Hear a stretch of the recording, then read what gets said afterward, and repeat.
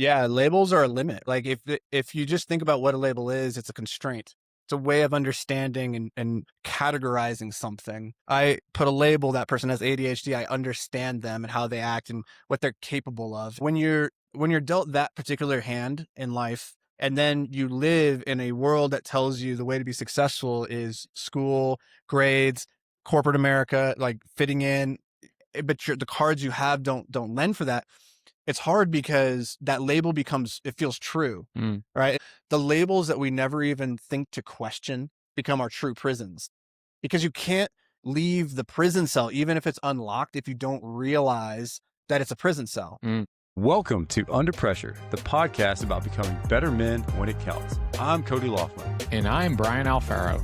Each week, we have honest conversations about building businesses, leading families, carrying responsibility, and the pressure that comes with trying to do all of it well. If that sounds like your world, you're in the right place. No hype, no pretending we've got it all figured out, just real stories, real struggles, and what we're learning along the way.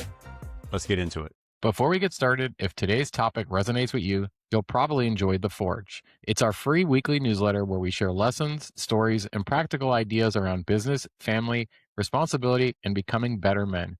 You can join at forgingbettermen.com. Now let's get into it. We've got an awesome guest in the hot seat today. Somebody that I would say, you may not know this, but watching from a distance, I've really seen your growth and progress. I would say somebody I've learned a lot from over the years, especially when it comes to real estate. And then the content you're producing now, I think it's just phenomenal. But Anthony, welcome to the show. Excited to have you in the seat today. And I really want to talk about some of the things I would say normally a lot of people get held back by. Like, for example, not to steal your thunder, ADHD is something that you've dealt with your whole life, and you've turned that into a superpower. Please tell us a little bit about yourself and we'll go from there. It's probably around my mid-20s or so where I'm just kind of Peter Panning my way through life with no clear direction, no clear idea of like where I'm going, how I'm going to get there. And part of that was like a rebellion from society's expectation of like, go to school, get a good job. Like it never worked for me. Like I couldn't sit still in school. I couldn't focus. I couldn't sit forward. Like I just was dealt different cards for that particular game. And it hadn't occurred to me yet at that point in my life, by the time I was like 27, 28, that I could be playing a different game with those cards. And so I was on this path that was leading me nowhere fast. And it all came to a head, like everything just kind of fell apart. Late 20s, when the woman I was planning on marrying just said, I don't want to do this. She called it off and I had nowhere to live. Like she kicked me out of the apartment. I was like, well, where do I go? And I had nothing. Like I had no money in the bank. I had tons of debt. And I had just been like kind of mooching off of her for the last like year or two. Like it wasn't clear to me that that's what I was doing until suddenly I had to go out on my own. And I was like, oh shit. So the next thing I know, I find myself living in a van in downtown Oakland. And I'm like, well, crap, this sucks. It's like that rock bottom moment where you have no choice but like to acknowledge I have done some things wrong. This is not the life that I intended or wanted for myself. And so I need to change. And it was from that place then that thankfully, like that rock bottom moment was a bit of a blessing in that it's a solid foundation to build a life off of. If you strip away the pretense and all the things that you had been ignoring and look at yourself in the mirror honestly and truly. And so from there, I started playing different games with the cards I've been dealt, started playing those games more seriously. And then over the next decade or so, like the big game that I found my ADHD turned into a superpower rather than like my kryptonite was the game of business. And so built a number of businesses and just discovered like, this is what I was meant to do. This is what I find purpose, the opportunity to make impact. It's a vehicle for me to express mastery. Like it was everything. And so that's what I did for like the better part of the last 12 years was building businesses. And like, I just got really lucky in a lot of cases. And I've been in the game long enough to be able to recognize where I mistook skill for luck. You know, when you get lucky, it's really easy to say like, it's skill. And when you get unlucky, you go, that was bad luck, right? Like, and so you could say bad luck, bad skill. But about a year and a half ago, I had one of my biggest failures, again, back to a rock bottom moment when, I had built a number of businesses, a holding company worth in excess of $100 million, and then discovered some things weren't as they seemed with a business partner that led down a really bad road that ultimately led to a bankruptcy, right? And so that was about a year ago, and it's been kind of like not a rebuild phase because I don't think about the idea of trying to get back to where I was. That's not the goal. The goal, and I don't think about like having lost anything. It's just, this is just another chapter in the story. And Absolutely. so what is the next chapter that we're going to write? Right. Because I can't rewrite what has already happened. Yeah. Well, I definitely want to unpack some stuff. There's some phenomenal stories in there, and I definitely want to start with the ADHD and how you turn that into a superpower, because that's just one example. There's a lot of other things out there that people may have that you tell yourself often, and the world often tells you that you can't do things because you have this. Totally. Right. Yeah. So how did you navigate the challenges? And this is probably, I mean, social media was still popular back then, but this is before like a lot of, TikTok and Instagram and content was created for a lot of these things. But how did you navigate those challenges of coming out of that paradigm or that expectation that like, well, Anthony has ADHD, so he can't be successful at this? Yeah, labels are a limit. Like if you just think about what a label is, it's a constraint. It's a way of understanding and categorizing something. I put a label, that person has ADHD, I understand them and how they act and what they're capable of. And when you're dealt that particular hand in life, and then you live in a world that tells you the way to be successful is school, grades, corporate America, like fitting in, but the cards you have don't lend for that. It's hard because that label it feels true, right? It's just reinforced in so many areas of your own life where it's like, man, they must be right when they say like, I have ADHD, therefore I can't sit down, I can't focus, I am distractible, I am like risk taking because I have all this proof in my life of, oh, I failed in this, I failed in that, and school is hard and teachers hate it, like I got into trouble. And it's like, it must be true. And so the labels that we never even think to question become our true prisons, because you can't leave the prison cell, even if it's unlocked, if you don't realize that it's a prison cell. Like if you never even like crosses your mind to leave. It's like the elephant, the way that they get a grown elephant, they stake it to the ground with a rope, and the elephant stays there. It's just a little flimsy rope by comparison to the power of the elephant. Totally could break free. Yeah. It could rip it up. It has no problem, but it stays. And it stays because when it was a baby elephant, they did the same thing back when it was too small, too weak to untether itself. And so it created the association, the condition that I can't do that. And so much of my life up to my late 20s was I wasn't even aware that I had been conditioned to limit myself based off the label that others had given me. And it wasn't until I started looking at it and saying, what if instead of the reason why I can't do these things, the reason why I'm limited, what if instead I turned this and said, this is my power?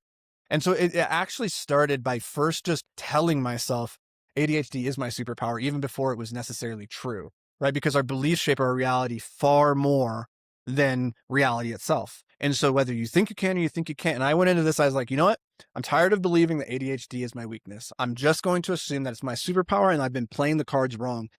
And as soon as I did that, then I could see through the matrix. I could see, oh, I've been living in this prison. The labels that have been given to me are constraint. I don't need these. Else handed them to me. I can pull up that stake. I'm not the elephant, right? And so at that point, first the reframe of like, this is not a problem. It is not a problem. ADHD is not a problem. Anybody that tells it, like I get parents all the time that come to me like, my kids have ADHD, and you can tell the way that they're talking about it, the way that they approach it, isn't a celebration. Yeah. My kids have freaking ADHD. I'm sorry, I don't know for sure. But like no parent has ever come to me like, my kid has ADHD. It's the greatest thing in the world. My kid's a genius. They're superpowers. They're going to change the world. They come to me like, my kid has ADHD. What do I do? And it's like, well, first of all, change your tone about it. Yeah. It's a superpower. Right. Be super psyched. Now you just got to figure out what the game to go play. Right. And I think that's the very first thing that parents, like when they come and they ask, like, how can I support my child? Because they do it from the place of wanting to understand. They're different. They need a different environment. They need a different structure. And the very first thing I tell them is like, stop talking about this as though it's a problem.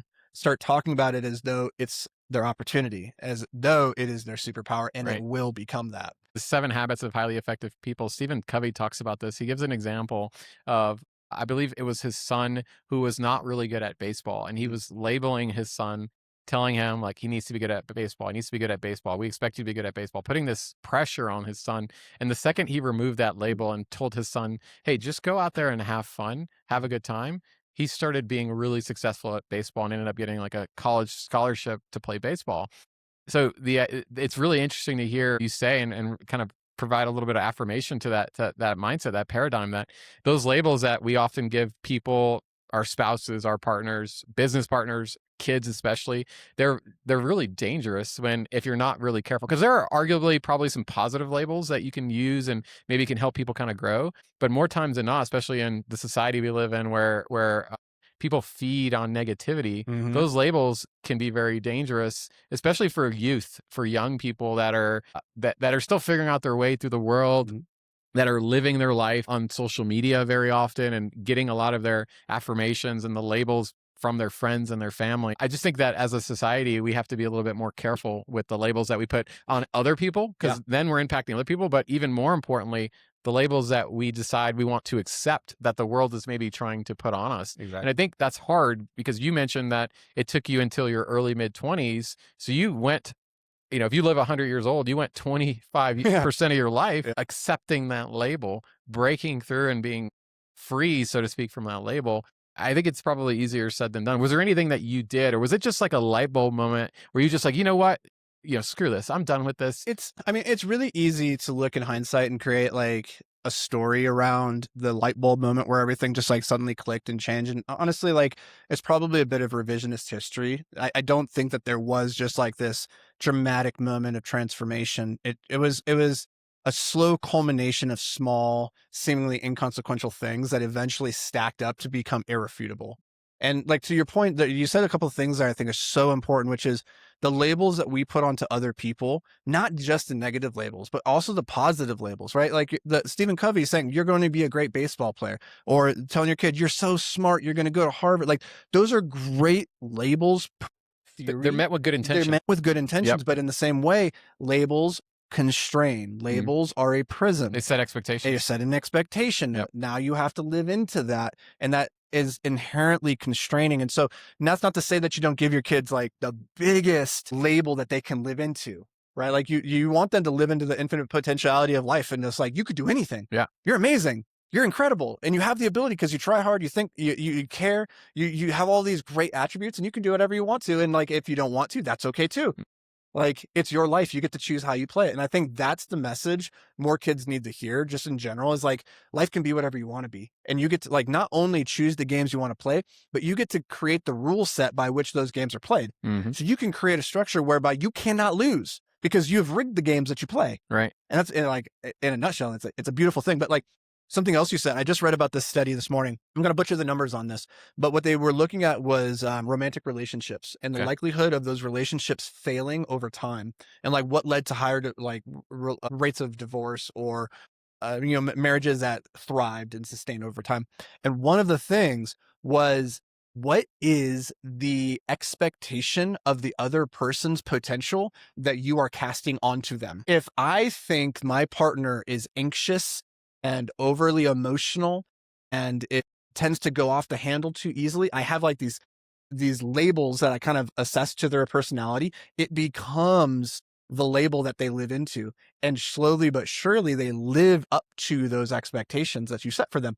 Now, if you set the expectation that they're always anxious and they're this, that, the other thing that's negative, that's going to lead to a bad place. But if you set a larger label for them and say like, I believe in you. I think you're incredible. I think you have so much potential. They live into that and the relationship thrives because they don't hit this natural ceiling. Right. And so I just thought that was really interesting at times. No, that's phenomenal, and I've thought about that too. But bringing that up in conversation, that the labels that we put on our spouses, relationships are very challenging. Business relationships are challenging. Partnership, personal relationships are very challenging. And the labels and expectations you put on them, often we don't realize it, but we kind of naturally gravitate toward those labels, whether we realize it or not. Okay. So again, back to the point, I think of being very careful. But I want to pivot a little bit and talk a little bit about, you took this label, you broke through it, you took ADHD, you made it your superpower, and then you eventually started to find success using ADHD as your superpower. Walk us through that phase of life and that journey. You built this $100 million portfolio, and we can definitely talk about the challenges you're kind of going through now with that. But how did you leverage ADHD and that mindset shift that you had to build successful businesses, and including the $100 million real estate portfolio? ADHD for me, what was interesting is that I think when I started to discover that ADHD was a superpower was through happenstance when I got into my first business. And I started to see that a lot of the traits that others had told me and that I believed were not conducive, right? Like that person, he's impulsive. In business, that means you move fast, you break things. Mm. That's actually a good thing. right? And so I kind of fell into the game of business, and in many ways got just really fortunate that the game of business rewarded me for a lot of the things that society had told me was wrong with me. And so it became a kind of a reinforcement where I was like, oh, actually, I'm not broken. I was just playing the wrong Mhm. games. But that's not to say that, like, listen, you can have the biggest label for yourself and live into the biggest container possible. I'm never going to play for the NBA, right? There are naturally constraints to what I am Right. capable of doing, and understanding your strengths and your weaknesses, I think, is a superpower. And understanding, like, listen, I'm not going to be the best at XYZ, but I am really good at these other things. So I'm going to create environments that allow me to play in my domain of expertise as much as possible, and get away from some of the other things where I'm weaker. Now, that has overall in my life in the game of business been an overwhelmingly good thing. I've had great partnerships for the most part, been wildly successful for the most part. One bad partnership Mm. where, because I stayed in my domain of expertise and stayed in my lane, stayed in my silo, it created the opportunity for a lot of things to go wrong over here, right? But that's just the nature of life and relationships. There's always gonna be a degree of trust required. And, like, as we talk about some of the things that men don't feel comfortable talking about, trusting other people is one of those things, right? Like, it doesn't, in my experience, it hasn't come as naturally. And so when you do open up and trust, and then that trust is violated in some meaningful way, Mm. it makes it really, really hard to do it in the future, which Right. then kind of creates this negative reinforcing cycle. Right. And I want to talk about something that, when as you were bringing up that example, the word that popped in my head to describe it was being very self-aware. And I think, part of one of your superpowers that I'm sure you're aware of is you're very self-aware of what you're good at and what you're not so good at. And as men, as entrepreneurs, as husbands, as fathers, that can often be very challenging of being very self-aware, because what I've seen more often than not, some people, they may be self-aware, but they often decide that they want to play victim instead, Yeah. right? They have a victim mentality. They're aware that they're not good at something, but it's somebody else's fault. Somebody didn't teach me that. They look to point blame at things versus not only having self-awareness, but taking ownership of the things that went wrong. Like, you were on stage talking not so long ago, and you had brought up something really interesting with your partnership that didn't go well. At the end of the day, it was your, I don't want to say fault, but it was your responsibility, Yep. right? And you got to take ownership. So that self-awareness, but also not having that victim mentality, I think is so crucial if you're going to be successful and not kind of meander your way through life. And if you're really chasing success, whatever the definition is for you. Yeah. It's like, it might not be your fault, but it is your problem. And so you can operate from one of two paradigms, which is, if it is not your fault, but it is your problem, then what gives you the most capacity to solve that problem? Is it by claiming power to do something about it, or is it by abdicating power and saying, there's nothing I can do? Well, we know, like, abdicating power and just saying it's somebody else's fault, like, puts you completely at the whims and mercy of the universe. Cool. That's fine as a coping mechanism, but it's not going to move you forward. And so always we need to be thinking, okay, what's moving me forward? What's moving me towards the thing that I want to be next to? And is it here static? No, I want to be moving forward. Cool. Then you're going to have to take control. And to take control means you need to take responsibility. Right. And that's often uncomfortable. It's very uncomfortable. And it's Yeah. it's interesting, because I think one of the core drivers for men in particular, like, women desire love and understanding and connection. Men, their needs are around respect and honor and power. Like, the search and seeking of power is not necessarily a bad thing, because the power is the ability to influence change in the universe. That's a great thing. And it's one of the things that men are driven to do. Men are typically more interested in things, typically more interested in people. And so men are interested in controlling and moving and changing things. It's like one of the primal directives that we find so fulfilling. But if you are going to have power in the world, you also have to have ultimately the responsibility for wielding it. And if you want to point to somebody else as being the reason you're not where you want to be, or the reason that you have some limitation, then you are casting your power to that person. Yeah. You are effectively saying they hold power over me. Right. And as soon as you cast power away from yourself, you remove the potential for yourself to make an impact on the universe. And that is a losing proposition 100 times out of 100 times. Yep. I used to always use that example, a little bit of a different word phrasing, but when I was doing a lot of leadership coaching when in my corporate career, I used to always tell managers and new people in new leadership positions, don't give people the bullets to their gun, right? Because a lot of people have, and we often have them unintentionally. We're not looking to do harm to people, but it's often unintentional. But you often, without realizing, give people the ammunition to the thing they're already casting on you. Like they may be casting a label, and you just willingly accepting it, you giving them the bullets to their guns, playing that victim, right? That whole circle that you can get into, it's like a hamster wheel, and it's really hard to get out of if you're not careful. 100%. Because I mean, the thing about being a victim is that it feels good. It's easy too. Easy. Yeah. It's the default. And if you think about like humans evolved from a biological perspective for one purpose only, which is to propagate the species, pass on your genes, and do it while expending as little energy as possible. And we are just naturally lazy creatures that don't want to do hard things. It's easy to be the victim. It's easy to point externally because like then it absolves you from having to do anything about it. But as soon as you claim the power, the responsibility, now what are you going to do about it? It means you have to do something. That's probably like, because you're coming into combat with reality itself is going to be hard. It's hard to change reality. It's hard to change things. It's hard to do things that are worth doing. It's very easy to do things that aren't worth doing. And so like, as soon as you claim the power and the accountability and say, this is my problem to solve, well, then you actually have to go do something with it. Right. And that's never easy. Now, let's talk about that a little bit and use an example.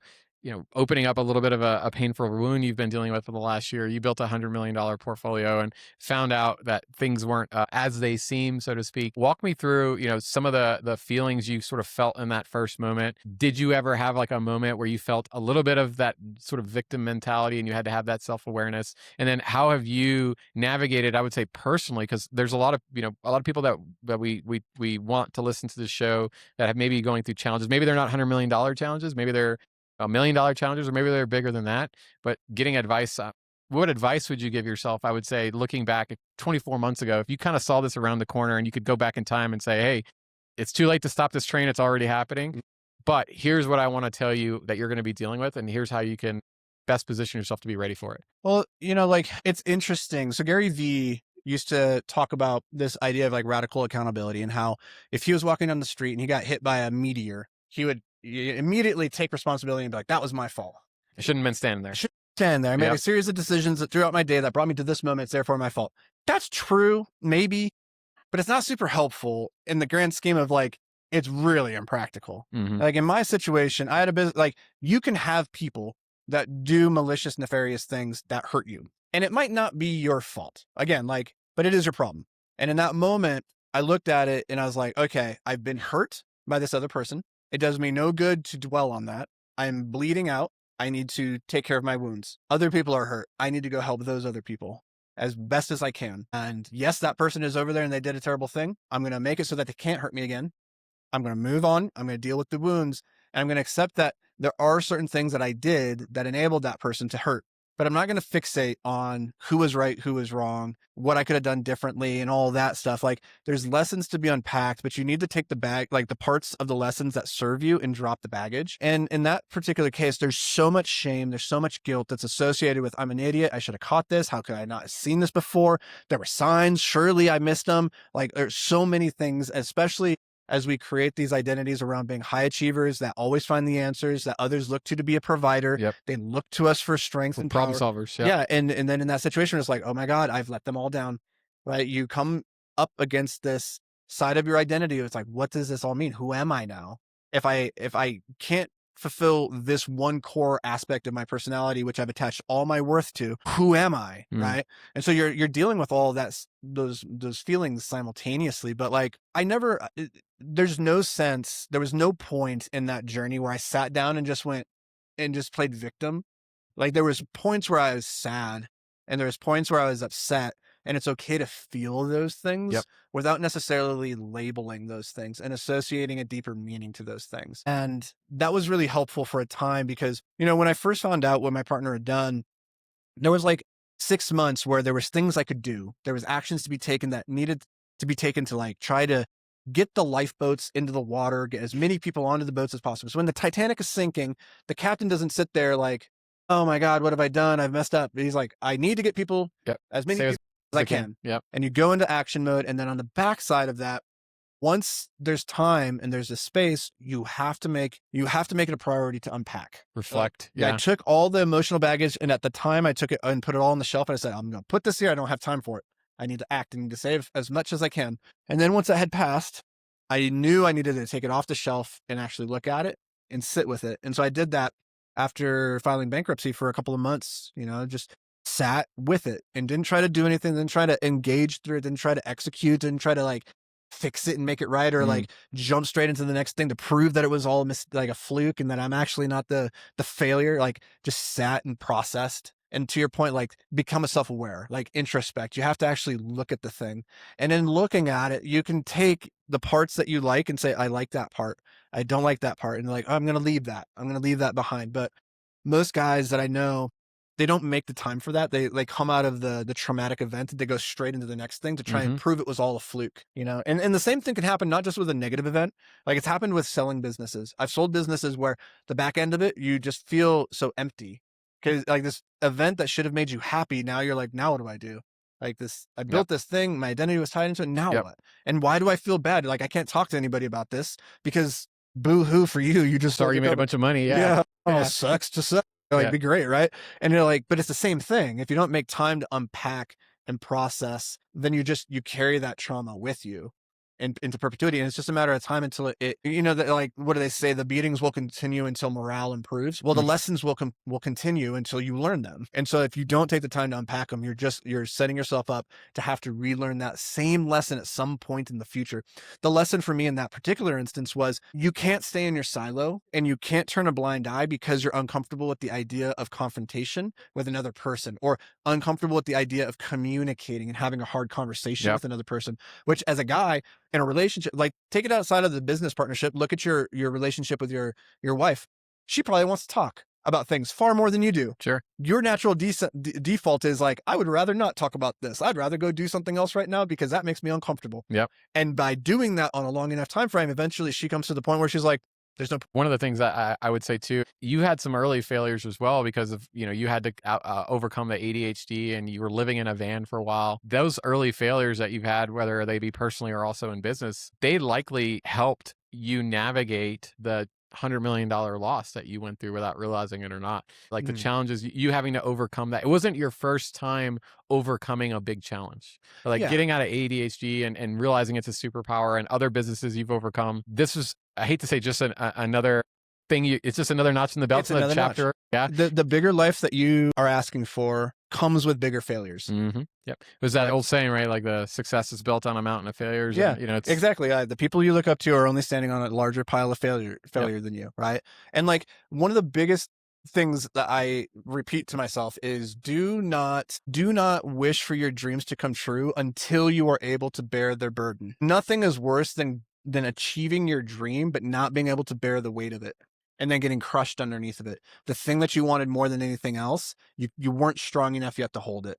And so for me, the big life that I want, the person, and like for me, the big life is more not about things. It's about the person that I'm capable of becoming and living in alignment with that. Yep. And so if I want to be the best version of myself possible, I have to be willing to fight the biggest, scariest dragons at any given moment that I'm capable of fighting. And that means that you are probably going to get hurt more often than not. Like, because the thing that makes my story maybe a little bit unique for people is that a lot of times when we talk about these big failures, people will talk about them many years down the road as a reference point to the eventual success they realize. Yep. I filed bankruptcy 10 years ago and then I built back up. Like that was my origin story living in the van. It was, I'm successful now, so I can tell that story, right? Yep.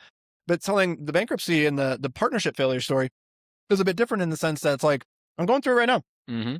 I'm in that phase of like dealing with the shrapnel, the emotional fallout, and stepping into that next phase. And people are like, huh, wow. Most people don't talk about it at that point. Right. Because I don't have the success to point to be like, it was all for a reason. Yep. But I will say that I learned things about myself through that experience, things that you simultaneously want to know where your limits are, but you can't know where those limits are until you push beyond them. I know where my limits are. I know what I'm capable of and how much further than I thought I could go. It meant I had to go too far and get hurt, right? But that's the journey that we're on. I think that vulnerability component of being vulnerable, being open about it while you're still actually going through it in its own, that is also a superpower in itself that we learn as we get older. Wisdom comes not from age necessarily, it comes from experiences. Yeah. There's lots of really wise people that are maybe younger than you and I, but it's because they've had so many traumatic experiences that they've learned from that label them as, in a good way, as somebody who's very wise in a particular area of life or a particular subject matter, right? Mhm. But that vulnerability to go out now today, as this is, you're still licking your wounds, so to speak, and you don't have a hero story that you're kind of swimming up from. And now look at my bill. I lost 100 million, but now I got $1 billion, Yeah. dollar portfolio, Exactly. right? Sharing those and being vulnerable. That's something I think as men, we just need to do a better job of. We need to do a better job of sharing and being open in the moment and being honest with those around us. Because one of the things I know I've dealt with, especially because I've had my share of challenges over the last few years. Obviously, everybody knows about the real estate market and stuff like that, but there's other business failures there. Is that you have a way stronger support system than you probably realize. But to me, you never activate it or unlock it. You're kind of in a box until you decide, you know what, I'm just going to start talking to people about Yep. this. And then before you know it, all these people start showing up in a good way that are there to support you. And you don't realize you have that support network until you decide to be vulnerable. And some people choose to never be vulnerable. They Totally. sweep it under the rug, years pass, and maybe it comes out 10 years later. And they're like, what? You filed bankruptcy? You didn't tell me. Oh, yeah, that was 10 years ago. Yeah. It's like, well, why didn't you talk about it in the moment? It could have made the personal challenges that you're going through, the lack of sleep, the Mhm. relationship struggles, the trouble you maybe have as a parent. You could have navigated that with others and not felt like you had that full burden on your own. There's one of the great things that came from this and being able to share my story and the platform that I have to do that is there's a lot of people that are going through very similar things. Maybe not the exact details, but they're struggling in some way in their business and their life. And hearing somebody else talk about it gives them the permission to step into it and talk about it. And so I've had the opportunity to talk to a number of guys who are going through some really hard things. And they're like, it's been so hard because I've been suffering in silence for like trying to fix it and like not wanting to talk about it with anybody. And one guy in particular, he's like, I realize now that, when you don't talk about it, you think that maybe you can fix it before anybody notices and then it will become part of the good story. Yep. Right. And at a certain point you realize like it's not gonna be that.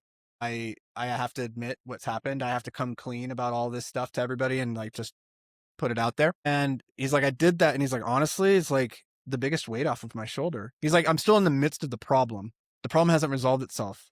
It's just my relationship to the problem and the fact that I no longer have to carry the weight of it by myself and no longer have to suffer in silence. He's like, it's made it more bearable. And I told him, I was like, honestly, like, I don't know how your story ends up playing out here in this particular instance. If it ends with you filing bankruptcy and losing it all and having to start over, I don't know. But I'll tell you that the hardest part is behind you now because you started talking about it. Yep. And the mountain is hard enough to climb without having to carry up unnecessary baggage, right? The mountain is so hard. And it's one of those variable mountains that it adjusts to your capacity to climb. And if you're carrying excess baggage with you, you can't climb as fast. Mm-hmm. And so you slow down and so the mountain is less. But as soon as you drop that excess baggage, you can climb and the mountains will challenge you and it'll be just as hard, but you'll go so much further. And the other side of that is like, don't carry unnecessary baggage up the mountain with you, but also recognize the baggage that you do have to carry with you, you don't have to carry alone. Mm-hmm. Like you can hand off part of it to somebody else and it's not as heavy for them to carry. Yep. It still gets up the mountain. Like you share the story with your spouse. It's not the same weight that you have to carry. They can carry it easier and it lightens your load. It's this weird quirk of the universe. And it's just like, if more people just knew that, like one of the things I was really frustrated by with my experience last year is like, I have access to a really high end network of individuals who've been wildly successful in business. And I went to them as I tried to troubleshoot and brainstorm, how do I fix this? What can I do? And in almost all of those conversations, these guys that I look up to, they're all like, dude, I've been through something similar. I was like, why haven't you never talked about it? They're like, yeah, I don't talk about it. Right. And it's like, so many people have been through stuff. And it's like, it's almost like the oil men in Texas have a joke where it's like, oh, I filed bankruptcy and I thought they wouldn't take me seriously as a businessman. They're like, we don't take you seriously as a businessman until your second bankruptcy. Yeah. Right. Yeah, it's like that. Yeah. And it's like, wait a minute, I didn't know this was like the norm. Right. Everybody struggles. Yeah. Like, because everybody is posturing and all you see on social is like how great and amazing it is. And so then you think you're the only one that sucks and it's just not true. Yep. Those scars are so valuable. And to me, I've learned too on the investing side, not to go off on a tangent, but I don't ever want to like invest or partner with somebody that doesn't have those scars and isn't willing to be open and honest and vulnerable about how they got those scars, how they licked their wounds, and then how they're going to make sure that they don't get those scars again. But until you're willing to be, whether you're in business or you're talking about your relationship with friends, family, your spouse, until you're willing to be vulnerable and open up to the world. And it's very uncomfortable and it doesn't come naturally. And you often spend days or hours or weeks thinking about, okay, how am I going to talk about this? How am I going to talk about this? How am I going to tell my wife about this? I'm going to tell but until you get through that and you really overcome the fear that you feel in that moment, you realize once you're done with it, like most of the time, at least my experience, you're like, that wasn't that bad. It wasn't that You're bad. still dealing with the pain and the discomfort and maybe the financial losses if it's an entrepreneurial thing, but it's not as hard or as bad as you think. We often just build up this fear in our head, and it prevents us from taking action. Yeah. The greatest swordsman is not the one with the fewest scars, but the one with the most. Mm. Because the one with the most scars has been in the most battles, Yeah, and has survived the most. And I think about that a lot. I think about that in terms of like investing, like who do you want to invest in? Who do you want to work with? It's the person that has the most scars. Yep. Not the person who has a pristine palate, because that person I don't think has really been tested yet. Mm-hmm. And that's okay. Like hopefully maybe they can make it through the game. Right. And not, but more likely than not, they eventually will collect some. Agreed. I want to wrap up by talking a little bit about your platform in particular. So I've been very impressed with your platform and what you've built and the value you're creating for other people on all your social media platforms. And I don't know a lot of, you may not assume or think of, I don't know if you label yourself as like an influencer, because then you put Yeah. yourself in a box, right? If you Google me, Google says I'm an influencer. Google says you're And an I'm like, God influencer. damn it. Yeah. There's nothing you can do about that. But I would say, Talk about labels. Exactly. I don't know a lot of influencers use that term, but you're somebody that I know personally, and I know you're very genuine. And every time I've interacted with you, I can just feel how genuine you are in your messaging and what you're sharing with other people. And you give everyone your full attention when you're having a conversation with them. So this platform you built, tell the audience a little bit about why you built this platform, how you've leveraged all the stuff we've talked about today to really add value to people, and what this platform is today. And we can kind of wrap up by maybe telling people, if they're interested in following you and learning more about you, you're pretty easy to find now. Just Google your name. Yeah. But what's the best way to get a hold of you? You find me on Instagram or Twitter, and just shoot me a DM. I always respond. But like the reason I started doing content is that I think the greatest gift that you can give other people is the silent permission to step into their stories. And the best way to do that isn't by like living in silence and just hoping people take notice, because they won't, but to like actually live and share, and like not just the successes, but like the things that you struggle with, because that, again, like I believe very firmly that everybody has a seed of greatness planted in their heart. And the only thing that stops it is them standing in the way of their own light and casting a shadow on that seed. And if they could just get out of their own way and let that light shine, then it would blossom in unfathomable ways. But we're afraid to do that for so many reasons, because there's not a lot of good examples. Like I didn't have very many examples when I was a kid or growing up in my 20s of what that looked like to like let your light shine. And so if all I can do with my content is just let my light shine, and in doing so give somebody else the silent permission to let their light shine, I think that's how the world becomes a brighter place. Well, it seems to be working. Your platform's definitely grown, and I know I've gotten a lot of value out of your content. And there's always the haters out there, of course. If you're not, if you're not doing it right, if you don't have haters. But at the end of the day, I would say you'd probably have some stories too of some people that you've positively impacted. So thanks for creating what you're doing. And if people want to follow you, what's the best way? You said shoot you an Instagram DM. Tell us about your YouTube channel. Yeah. YouTube. We have 2 YouTube channels. We have the main channel, which is like more high level general content. That's Anthony Vicino on YouTube. And then we have the Anthony Vicino Business YouTube channel, where we go deep in tactics and strategies that people can use to actually use inside their business to help grow. So those are the 2 biggest platforms that we have. But then if you actually want to talk to me, like YouTube doesn't have a DM feature, really. They can't chat with me. So like Instagram has the best way of touching base and saying hey and getting to know me. So I'd say find me on Instagram, the Anthony Vicino. Shoot me a DM. I read all my DMs. Unless you're a weirdo, like I'll say hi. And then I'd love to hear everybody's story at the end of the day. Like what brings you here, what brings you to the podcast, what brings you around, and what are you struggling with in particular? Well, I want to say thank you again for coming on the show. Great to reconnect. It's been too long. It's been too many years since we got to chat. We haven't seen each other since I think 2023. So always a pleasure to be surrounded by your presence, Anthony. So I want to say thank you again, and cheers. Thanks, brother. Yeah, cheers. Appreciate you being here with us. Stay connected by joining our weekly newsletter called The Forge, delivered straight to your inbox with thoughts on business, work, family, and becoming a better man. Make sure to check out forgingbettermen.com to sign up. If this show hits home for you, then hit the follow button and leave us a review to help us reach more guys who would benefit from it. This is Under Pressure.